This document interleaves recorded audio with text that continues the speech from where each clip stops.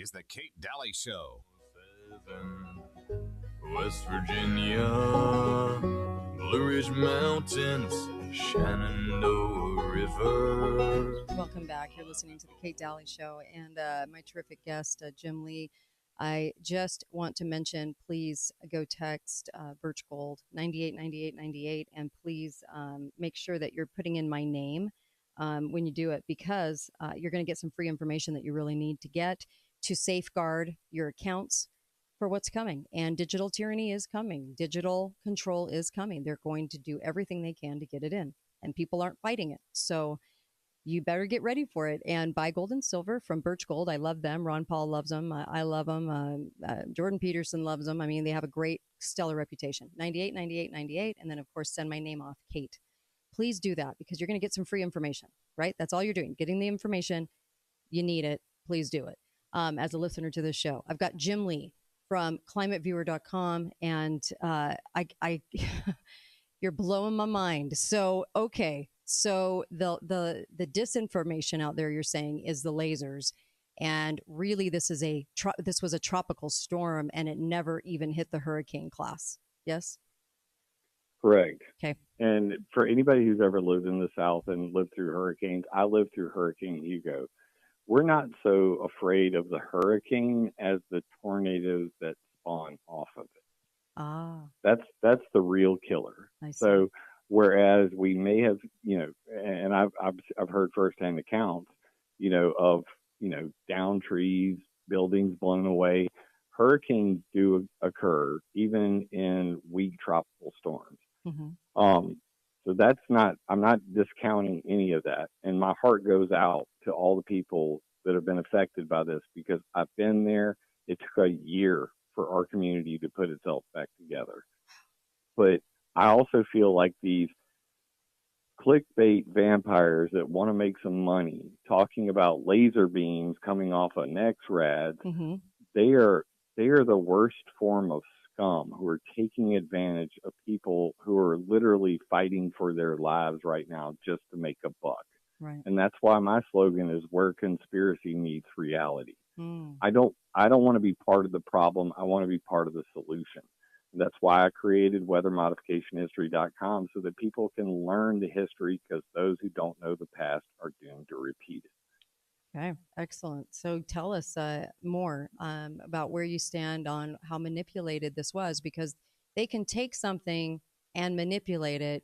Can they do it out of thin air? Can they create it out of thin air, or do they have to have something to work with to manipulate? And was this manipulated? No. So they have to take everything is in this world is called weather modification, Mm-hmm. or weather manipulation. The weather patterns already have to be there. They can't create a hurricane from scratch. Mm-hmm. Those forces, and we were talking off the air, to give people some perspective on this. An average hurricane contains about 100 kilotons of TNT per second worth of energy. It is an astronomical amount of energy that goes into creating these systems once they're sustained. So to think that a 1,300 watt Doppler radar could affect that is Mm-hmm. like saying a toothpick could kill a bear. I see. Like, okay. The bear's going to eat you. But I've had several discussions on X today about this topic, and one of the commonalities is that people keep comparing the devastation to Lahaina and the quartz and the lithium mines, and trying to tie a bow on all this. And yes, there is disaster capitalism, but interestingly enough, what do this tropical storm Helene and Lahaina have in common? Okay. Both were caused by high pressure domes. High pressure During domes. during the Lahaina fire, there was a high pressure ridge that literally reached from China all the way to Los Angeles, covering the entire Pacific Ocean above Hawaii. Below Hawaii was a hurricane. The high pressure wind tends to move from high pressure to low pressure. So the wind was moving from the north over the mountains above Lahaina and then down into the valley. this creates something called the fun effect, FUHN. Anybody can go look on YouTube and watch a video on how this works. And similarly, some of the wind is going to travel up and over the mountain and then circle back. This is the same thing that you would see like if you were whitewater rafting, where you see these undercurrents where people get caught in there and they do a barrel roll. Okay. So the barrel roll of this wind, some going over the mountain and going out into the ocean and coming back. You can see this in the videos during the fire of people who were floating in the bay with all the little, sailboat flapping in the wind. And the other coming down the hill. It literally $5 a crackhead and a can of gasoline under those conditions would have burnt that town to the ground. Okay.